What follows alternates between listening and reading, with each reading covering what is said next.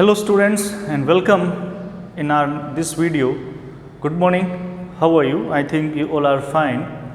So let's start our next video, and today we are going to do our next poem, and that is Human Abstract, written by William Blake. Remember the previous poem which we had done.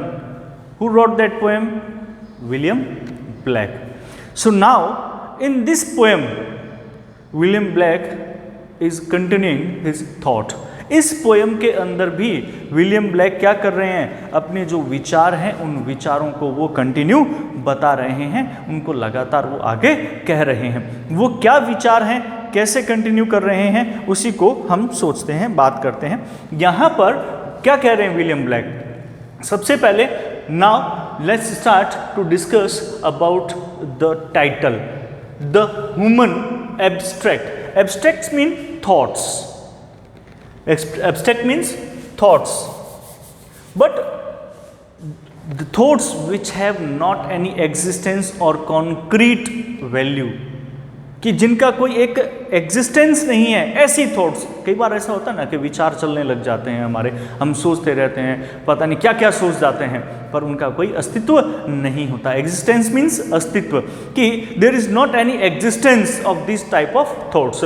So this is our next poem in continuous with our previous poem, कि जो पिछली poem है उसके continuous में ही है, तो इसलिए William black के बारे में बात करने की तो आवश्यकता नहीं है।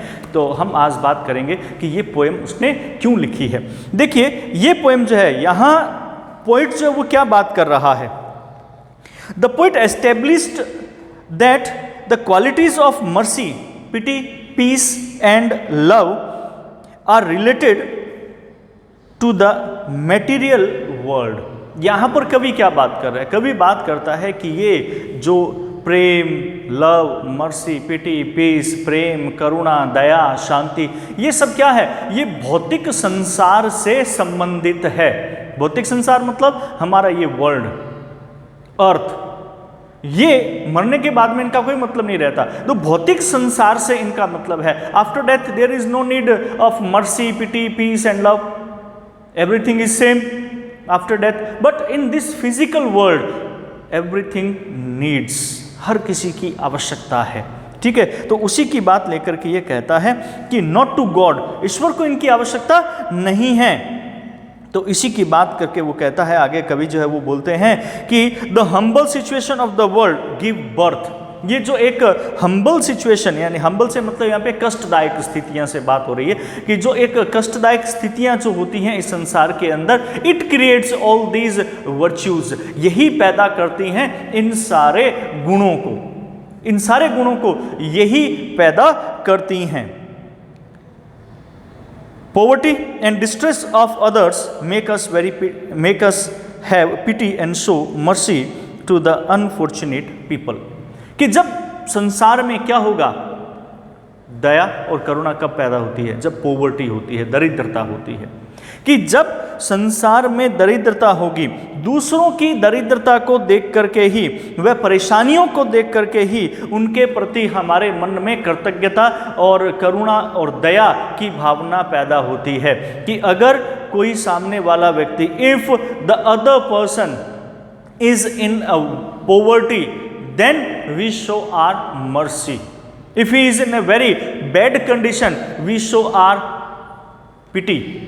कि जब व्यक्ति बहुत बुरी हालत में है, निर्दय, वो गरीब है, उसके परेशानियां हैं, डिफिकल्टीज हैं, तभी क्या होता है? तभी वो हम उनके प्रति अपनी दया या कृतज्ञता, मर्सी और पिटी शो करते हैं। पर अगर suppose that all men are equal, no one is poor, there is not any poverty, can we show pity? क्या हम पिटी शो कर पाएंगे फिर उनके ऊपर? क्या करुणा दिखा पाएंगे? नहीं। अगर सारे व्यक्ति खुश हैं, if everyone is happy, can you show mercy? दुखी व्यक्ति के ऊपर ही तो हम अपनी दया दिखाते हैं, तो नहीं दिखा सकते। तो कहता है कवि जो है वो क्या कहते हैं? कवि कहते हैं, here the poet is saying that all things happens और all things comes just because of others poverty and difficulties, दूसरों की दरिद्रता और डिफिकल्टीज की वजह से ये आती हैं। यहां पर नेक्स्ट जो पोएट है वो कह रहे हैं कि fear makes us spread peace and selfish love of others teaches us that lesson of true love. यानी कि मतलब क्या है कि भय से परेशान होकर के ही हम शांति का प्रसार करते हैं। हम जब भय से परेशान होते हैं, हमें डर लगता है, तभी हम लोगों को कहते हैं कि यार शांति रहनी चाहिए। जब भय ही खत्म हो जाए तब शांति की बात कौन करेगा? कोई नहीं करेगा। ईश्वर का डर होता है तभी हम शांति की बात करते हैं, ईश्वर का भय होता है तभी हम शांति की बात करते हैं, तभी हम पश्चाताप की बात करते हैं। रिग्रेट तभी आता है when we have some fears. If we have not any fear, then we will never talk about peace. We will never regret on our doings. हम अपने करने पर फिर कभी पश्चाताप ही नहीं करेंगे। तो इसी बात को लेकर के कहता है कि दूसरों के स्वार्थ युक्त जो प्रेम होता है, सेल्फिश जो लव होता है दूसरों का, उसी से ही हम क्या करते हैं, सच्चे प्रेम का जो एक लेसन है, जो पाठ है, वो हम सीखते हैं। तो इन्हीं बातों को जो पोइट है वो यहाँ पर कह रहा है अपनी उसी कंटिन्यूटी के अंदर, जो पिछली पोएम में जो उसने बताया था कि लव, पिटी, पीस और मर्सी जो है वो कैसे क्रिएट होती है, कहाँ कहाँ दिखती है और उसका वैल्यू क्या है। अब आगे उसी की बात जो है वो कवि कर रहे हैं। तो अबाउट द पोएम हमने कर लिया था, फिर भी मैं एक बार फिर वापस से इसको करवा रहा हूँ, वो मैंने अपनी तरफ से जो है वो बताया था। अब यहाँ पर हम देखते हैं अबाउट द पोएम में कवि क्या कहते हैं। This poem offers a closer analysis of four virtues. Here in this poem, the William Blake is analysis of these four virtues, mercy, pity, peace and love. वो एनालिसिस कर रहे हैं, विश्लेषण कर रहे हैं कि इन चार जो वैल्यूज़ हैं, मर्सी, पिटी, पीस और लव, इनका क्या महत्व है। That constituted both God and man in the divine image. जो हमने पीछे हमारी जो पोएम पढ़ी थी, द डिवाइन इमेज, जिसमें वो मनुष्य और ईश्वर दोनों में ही होते हैं। The poet says that pity could not exist without poverty. अब यहाँ पे गॉड क्या कहते हैं, द पोइट सेज, पोइट क्या कहते हैं, पोइट कहते हैं कि pity could not exist without poverty, कि अगर दरिद्रता नहीं होगी तो हम किसी के ऊपर अपनी करुणा नहीं दिखा पाएंगे, पिटी नहीं शो कर पाएंगे। And mercy would not be necessary, और मर्सी की भी आवश्यकता नहीं होगी इफ़ एवरीवन वाज हैप्पी, कि जब हर कोई क्या होगा, खुश होगा, तो हम किसी पे दया भी नहीं दिखा पाएंगे। This poem satirizes each of these virtues. तो यहाँ पे ये पोएम क्या कर रही है, सेटराइज कर रही है। सेटायर मतलब व्यंग करना।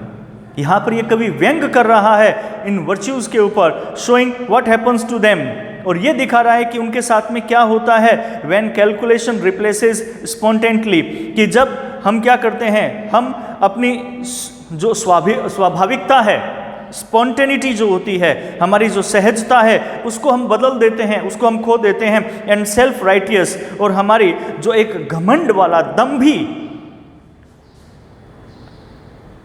एक व्यवहार जब हम में पैदा हो जाता है, तो morality absorbs innocent joy and understanding. तो हम क्या करते हैं, हमारी जो नैतिकता है वो हमारी खत्म हो जाती है, और हम दूसरों की नैतिकता को भी क्या करते हैं, छीन लेते हैं। और वो नैतिकता किसकी होती है, इनोसेंट लोगों की होती है, उनकी खुशियाँ और उनकी समझ को हम छीन लेते हैं। तो इसी बात को कवि यहाँ इस पोएम में बताना चाह रहे हैं।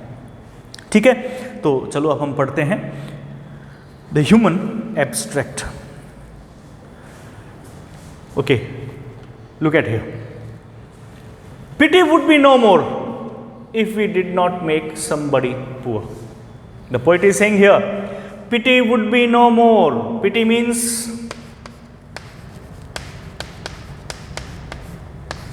karuna. Pity would be no more. करुणा का कोई अस्तित्व नहीं होगा। There is not any existence of pity in this world if we did not make somebody poor. If we did not make somebody poor.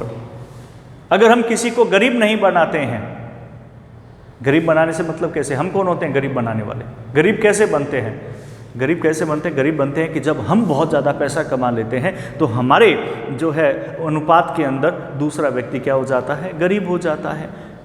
तभी तो गरीब बनते हैं कि जब हम ज़्यादा पैसा कमा रहे हैं। अगर मान लो मैं भी पैसा नहीं कमा रहा, आप भी पैसा नहीं कमा रहे, तो दोनों बराबर हैं। आप जो है ज़्यादा पैसा कमा लिया तो मैं गरीब हो गया, मैंने आपसे ज़्यादा पैसा कमा लिया, आप गरीब हो गए। So these things, if someone is making too much money, if someone is earning too much money, he become a rich person, and when a person become rich, the other is poor in front of him, उसके सामने दूसरा क्या है, गरीब है।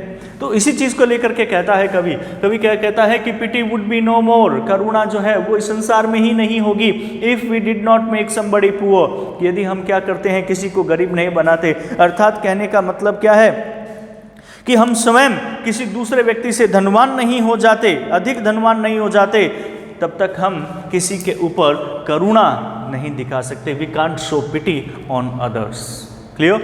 Now, and mercy no more, there will be no existence of mercy in this world if all were as happy as we, if everyone is as happy as we are. तो कवि क्या कहते हैं यहाँ पे, कवि कहते हैं कि एंड मर्सी नो मोर, और दया, मर्सी मतलब दया, कि दया भी इस संसार के अंदर और ज्यादा नहीं होगी, अर्थात दया का भी कोई अस्तित्व नहीं होगा इस संसार के अंदर। कब? If all were as happy as we, कि जब हम सभी खुश हैं, सभी लोग उतने खुश हैं जितने हम खुश हैं। जब सभी खुश हैं तो किसी के ऊपर दया भी, मर्सी, करुणा, दया, सॉरी मर्सी जो दया है वो भी हम नहीं दिखा सकते। क्लियर है? तो इस फर्स्ट स्टेंजा में जो पोइट है वो कहना चाह रहा है, जो मनुष्य की स्थितियां हैं उनके बारे में बता रहा है। वो कहता है कि करुणा और दया कब है इस संसार के अंदर? करुणा और दया तभी है इस संसार के अंदर जब क्या है, लोग क्या हैं, गरीब और अमीर हैं, और लोग क्या हैं, सुखी और दुखी, सुख और दुख उनके जीवन में है। If people are rich and poor, then there is an existence of pity in this world. If there is not existence of poverty in this world, we can't show pity on others. Like that, the poet is saying here, the existence of mercy in this world could be if people are not so happy as we are. But if people are as happy as we are, then we can't show mercy on others. हम दूसरों पे दया नहीं दिखा सकते। तो आपको समझ में आ गया होगा, you have understood very well, कि पिटी और मर्सी का अस्तित्व इस संसार में कब है, कि जब दरिद्रता है तो करुणा है, जब दरिद्रता नहीं है तो करुणा का कोई संसार में अस्तित्व ही नहीं है। और यदि दया है, कब है, यदि इस संसार के अंदर सुख और दुख है तब तो हम दूसरों पर दया दिखा सकते हैं। पर अगर दुख है ही नहीं और सभी व्यक्ति सुखी हैं तो इस संसार में हम किसी को भी, किसी के ऊपर भी हम दया नहीं दिखा सकते। Clear? Now in second stanza, come here, and mutual fear brings peace. Mutual means आपसी, फियर भय या डर, brings peace. Now what the poet is saying, poet is saying that we afraid from each other, हम एक दूसरे से डरते हैं, हमारे आपस में एक दूसरे से डर है। एंड म्यूचुअल फियर, और ये आपसी जो डर है यही क्या लाता है, पीस लाता है, संसार में शांति लाता है। ठीक है, अब यहाँ पर इस पैराग्राफ में किसकी बात हुई, इसमें बात हुई पिटी और मर्सी की, यहाँ पर हम बात कर रहे हैं किसकी, पीस की। ठीक है, और फिर हम बात करेंगे थोड़ा लव की। क्लियर है? तो इस सेकंड स्टेंजा में क्या कहते हैं कवि, the poet is saying here, if we afraid from each other, when there is a fear in us, then we talk about peace. अगर हम एक दूसरे से डरते हैं तभी तो हम शांति की बात करते हैं। अरे नहीं यार, उसमें ज़्यादा ताकत है, वो मार देगा, छोड़ो यार, इसमें क्या लेना, ख़त्म करो बात को, इस तरह से बातें करते हैं। जब हम एक दूसरे से डरते हैं तभी तो हम किसकी बात करते हैं, शांति की बात करते हैं। If there is not fear in this world, अगर इस संसार में डर ही नहीं है, ना मैं आपसे डर रहा हूं ना आप मुझसे डर रहे हो, तो क्या हम एक दूसरे का रेस्पेक्ट कर लेंगे? क्या हम एक दूसरे से हम पीस की बात करेंगे, शांति की बात करेंगे? Never. Nobody will talk about peace when there is not any fear in this world. अगर संसार में डर ही नहीं है तो कभी कोई शांति की बात नहीं करेगा। So that's why the poet is saying that mutual fear brings peace. आपसी जो डर होता है वही क्या लाता है, वही शांति लाता है। Till the selfish loves increase, और ये कब तक है, जब तक कि the selfish love increase. Selfish मतलब स्वार्थी, लव्स मतलब प्रेम, इंक्रीज मतलब बढ़ना, कि जब तक कि स्वार्थी प्रेम बढ़ता है तभी तक हम क्या करते हैं, आपस में एक दूसरे से संबंध रखते हैं, शांति की बात करते हैं। I am repeating all these lines again. And mutual fear brings peace, और ये जो आपसी भय है यही क्या करता है, शांति लाता है। करने का मतलब क्या है कि शांति की आवश्यकता तब तक होती है जब तक कि till the selfish loves increase, कि जब तक कि ये स्वार्थ युक्त प्रेम जो है वो बढ़ता जाता है। और ये शांति की आवश्यकता कब तक है, ये शांति की आवश्यकता तब तक है जब तक कि हम क्या करते हैं, हमारा स्वार्थ युक्त प्रेम जो है वो बढ़ता चला जाता है, तभी तक शांति की आवश्यकता है। अगर हमारा स्वार्थ युक्त प्रेम, why he is saying selfish love, because we love each other for our self, हम अपने लिए दूसरों से प्रेम करते हैं, हमें अपना स्वार्थ दिखता है उसके अंदर। जब हमारा स्वार्थ ही नहीं होगा तो हम प्रेम किससे करेंगे, किसी से भी नहीं करेंगे। When we have not any selfishness, then we will not love to other. So that's why what the poet is saying here, the poet is saying here that mutual fear brings peace. When we are afraid from each other, there is a fear in us, then we talk about peace and we bring peace. And this peace will remain in this world as till our selfish loves increase, कि जब तक कि हमारा स्वार्थ युक्त प्रेम आपस में बढ़ता चला जाता है तब तक ही शांति यहां पर रहती है।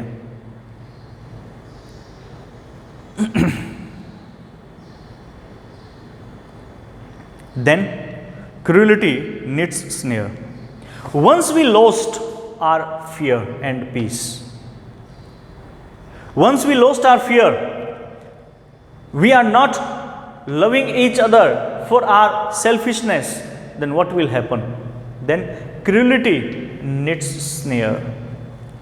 कि जब हमने क्या कर दिया, बहुत ध्यान से सुनना इस चीज को, कवि क्या कहते हैं, The poet is saying that when there is not a fear in this world, संसार में भय नहीं है तो शांति नहीं है, there is not any peace, शांति नहीं है। शांति नहीं है तो स्वार्थ युक्त प्रेम भी नहीं है, क्योंकि शांति तब तक है जब तक कि स्वार्थ युक्त प्रेम क्या है, बढ़ता चला जाता है।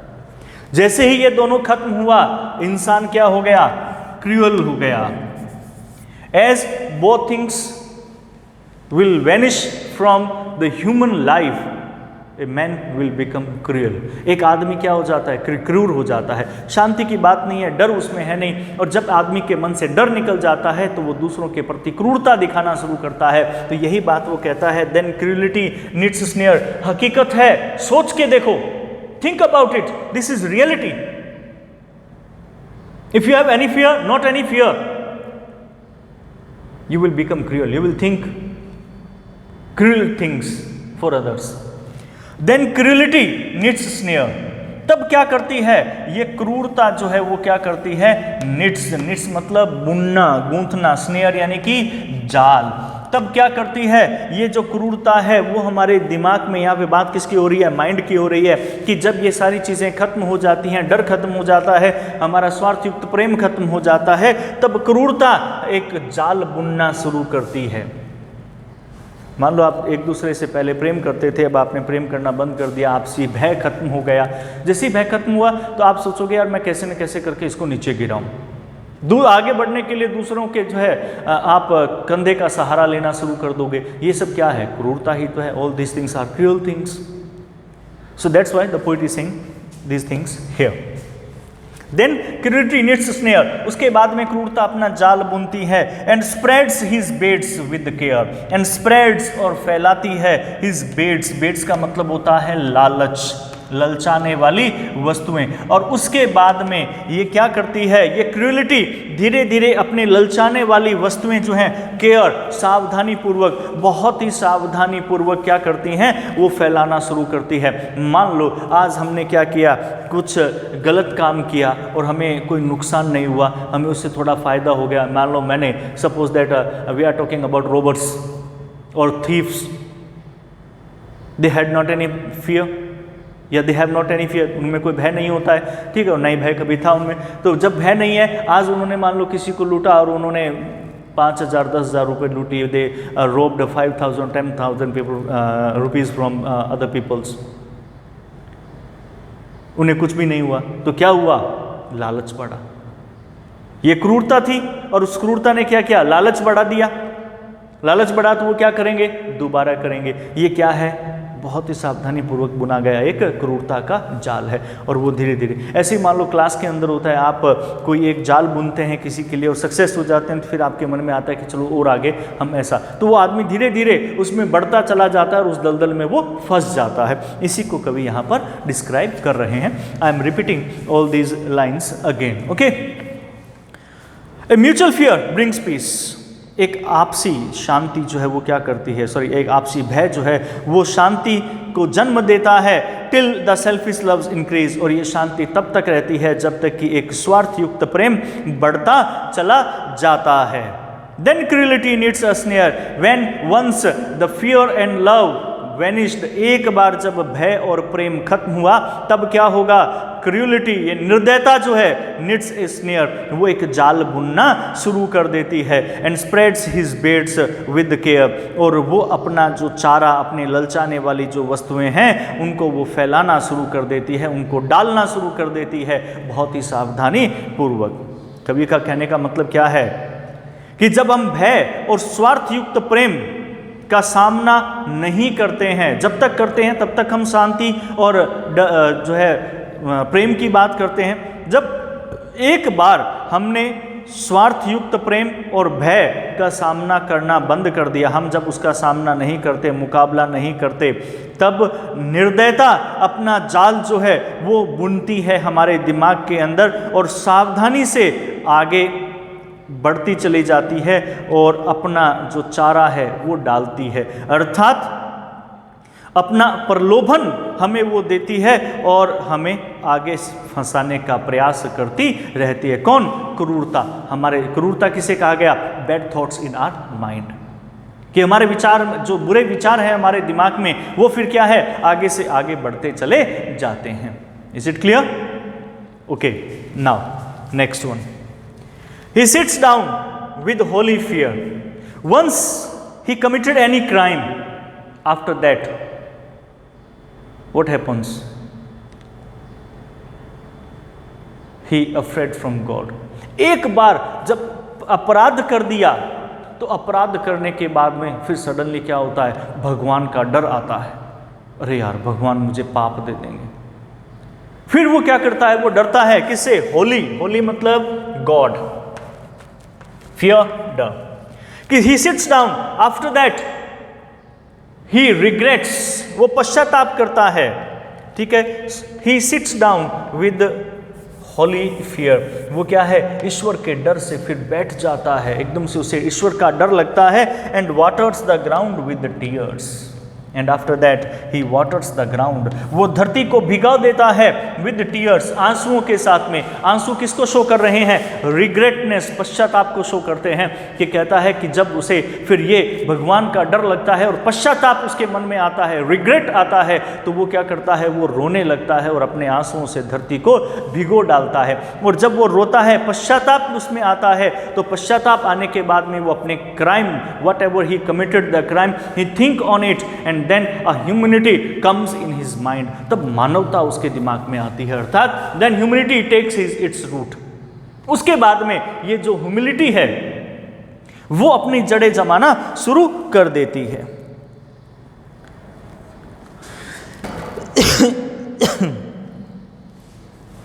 ह्यूमिलिटी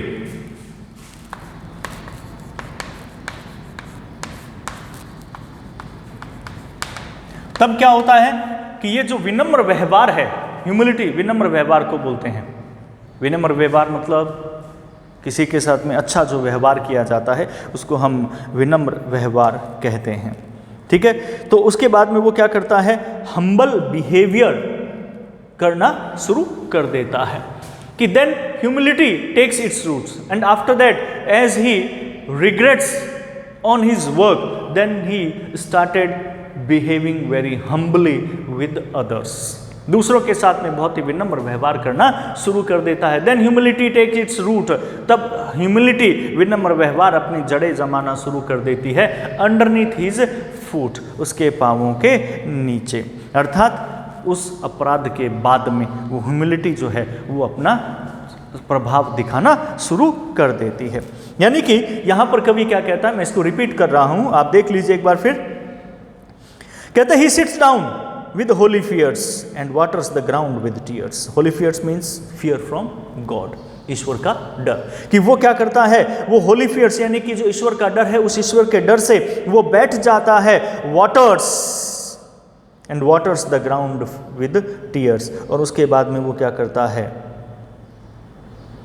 वो धरती को पानी से भिगो देता है, पश्चाताप के पानी। कहने का मतलब क्या है कि जब निर्दयता व स्वार्थ युक्त प्रेम व्यक्ति को अपने वशीभूत कर लेते हैं, कि जब निर्दयता, क्योंकि आदमी क्रूर हो जाता है, निर्दय हो जाता है, और स्वार्थ युक्त प्रेम जो है ये अपने एक व्यक्ति को अपने बस में कर लेते हैं, तो वह इसके बाद में क्या है, ईश्वर के भय से ग्रस्त हो जाता है, वो ईश्वर से डरने लगता है, और उसके बाद में वो पश्चाताप करता है जो कुछ भी उसने किया है, और उस पश्चाताप के आंसुओं से वो धरती को गीला कर देता है।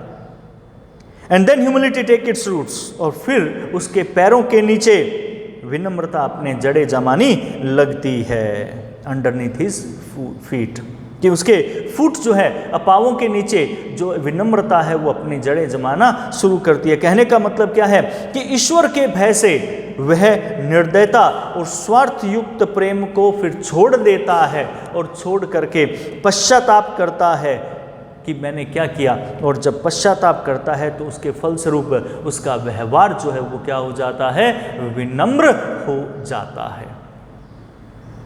Okay, so today we did 3 stanzas of this poem, and in our next video we will do all 3 stanzas. So before our next video, listen to it very carefully, listen this video very carefully, and if you have any doubts then you can send me a message. Okay, so till then, goodbye and have a nice day. Thank you.